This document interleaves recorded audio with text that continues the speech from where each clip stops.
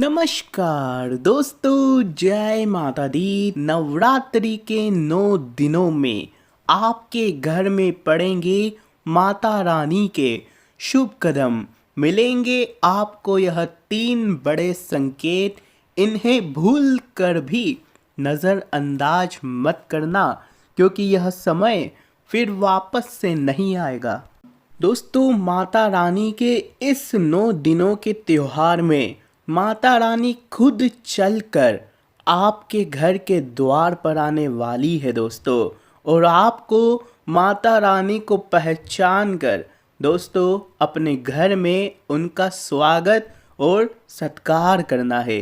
तो आइए जानते हैं कि आखिर वह कौन से शुभ संकेत आपको मिलेंगे। तो माता रानी आपके घर में वास करने वाली है, पधारने वाली है। इस वीडियो को शुरू से लेकर अंत तक देखते रहिएगा, क्योंकि आज की इस वीडियो में हम आपको बताने वाले हैं दोस्तों कि यह जो नवरात्रि का त्योहार है आपके सारे दुखों का अंत लेकर आया है। माता रानी दोस्तों इन 9 दिनों के त्योहार में आपको सभी प्रकार के सुख देने वाली है। फिर चाहे वह धन दौलत हो, संतान का सुख हो, घर नहीं हो तो घर बनेगा, मकान बनेगा दोस्तों, लड़ाई झगड़े खत्म होंगे, शादी का होना, संतान होना, सारे सुख मिलने वाले हैं। दोस्तों, आपके घर में भी मौजूद है कुछ देवियाँ, जिनका दोस्तों नवरात्रि में आपको भूल कर भी अपमान नहीं करना चाहिए। यह बातें तो हमने आपको पहले भी बताई है, परंतु इस वीडियो को लाइक करिए और कुछ ऐसी चीज़ें हम बताएंगे जो नवरात्रि में आपके जीवन को दोस्तों स्वर्ग बनाने में बहुत मदद करेगी। इस वीडियो को लाइक कर दीजिए और नीचे कमेंट बॉक्स में जय माता दी अवश्य लिखिएगा। माता रानी का आशीर्वाद आपको प्राप्त होगा। सबसे पहले जान लेते हैं कि आखिर आप क्या करें जिससे माता रानी आपके घर में पधारे, क्योंकि माता रानी दोस्तों किसी भी रूप में आपके घर में पधार सकती है। चाहे कोई छोटी बच्ची का रूप हो, चाहे गौ माता का रूप हो, फिर चाहे दोस्तों कोई किसी जीव जंतु के रूप में आ सकती है। तो दोस्तों आइए जानते हैं कि आखिर क्या क्या आपको संकेत मिल सकते हैं इस नवरात्रि में कि माता रानी आपकी श्रद्धा से प्रसन्न है, आपके द्वार पर पधारी है। तो दोस्तों ध्यान से सुनिएगा कि नवरात्र में आखिर क्या आपको करना है। सबसे पहली बात है कि नवरात्रि के 9 दिनों में माता रानी के 9 रूपों की पूजा होती है। माता की चौकी लगाना, माता का श्रृंगार करना, 9 दिनों में पूजा पाठ से लेकर माता रानी को खुश करने के लिए बहुत से उपाय हम लोग करते हैं। दोस्तों सबसे पहले नवरात्रि में घर को साफ सुथरा तो करना ही है, यह तो आप जानते हैं। नवरात्रि से पहले ही घर में जाले धूल आदि को साफ करना दोस्तों शुरू कर दिया जाता है। आप अभी भी कर सकते हैं, नवरात्रि चल रही है। रोज दोस्तों घर में शंख बजाएं, जितना हो सके रोज घर में शंख बजाएं, क्योंकि ये बहुत ही शुभ होता है। अगर शंख नहीं है तो लेके आएं और शंख बजाएं। रोज मंदिर में पूजा के बाद शंख ध्वनि का इस्तेमाल ज़रूर करें, इससे घर की जो नेगेटिव एनर्जी है वह दूर होगी। इसके दौरान दोस्तों आपके जो घर का दरवाज़ा है बहुत साफ सुथरा होना चाहिए। घर के दरवाजे पर दोस्तों गंगा जल का छिड़का लगा दें।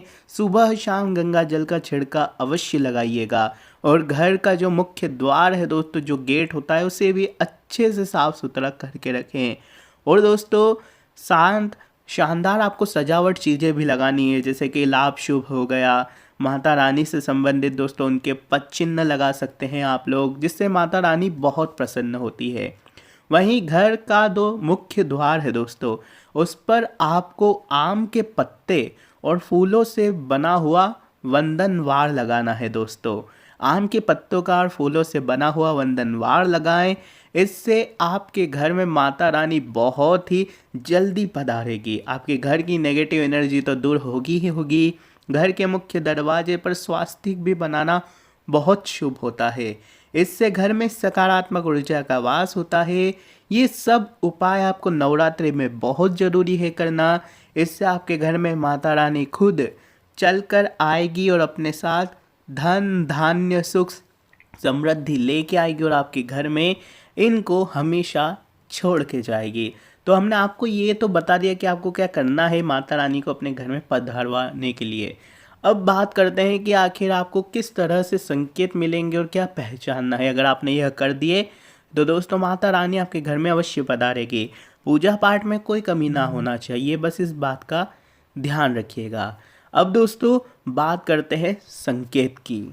अगर आपके घर के द्वार पर इन नवरात्रि के दौरान कोई बच्ची आती है, कोई छोटी बच्ची आती है, फिर चाहे वह दोस्तों किसी चीज़ के लिए भी क्यों ना आए, अगर कोई बच्ची आती है जो कोई आपसे खाना मांगती है, रोटी मांगती है, या फिर दोस्तों कोई बच्ची आती है जो कभी आपको रास्ते में मिल जाए, कोई बच्ची कुछ आपसे मांग ले तो उसका अपमान ना करें, उसको वह दे जो वह मांग रही है, तो अपनी श्रद्धा अनुसार उसकी हर संभव मदद करें दोस्तों। क्योंकि यह जो नवरात्रि का त्यौहार है, माता रानी किसी भी रूप में आपके घर पर आ सकती है और बच्चियों में खास करके माता रानी का ही रूप माना जाता है।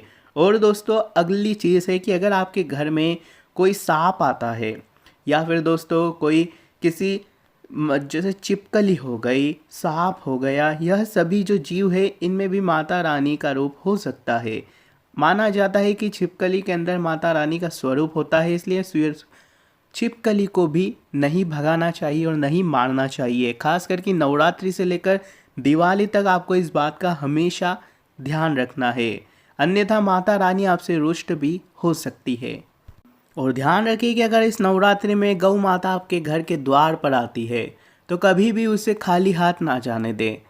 यथासंभव दोस्तों उसे रोटी खिलाएं, रोटी ना हो तो कोई फल फ्रूट टमाटर खिला दे, कोई भी अवश्य सब्जी खिला दे, परंतु उसे खिलाए ज़रूर, उसका आशीर्वाद लें दोस्तों, और उनसे मन ही मन प्रार्थना ज़रूर करें।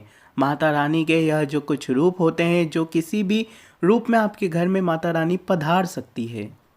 अगली चीज़ है दोस्तों आपके घर की बेटियां, घर की बहू, क्योंकि माता रानी दोस्तों स्त्री का ही रूप होता है, इसलिए इस बात का ध्यान रखना है कि आपके घर में जो स्त्रियां मौजूद हैं उनका आप इस पूरी नवरात्रि हमेशा सम्मान करें। वैसे तो स्त्रियों का पूरी ज़िंदगी सम्मान करना चाहिए, परंतु नवरात्रि में ध्यान रखिए, यूँ तो हम लड़ाई झगड़े भी हो जाते हैं, कभी अपमान भी कर देते हैं, कभी किसी चीज़ के लिए दोस्तों टोक रोक भी देते हैं, परंतु नवरात्रि के दिन ऐसी चीज़ें नहीं होनी चाहिए।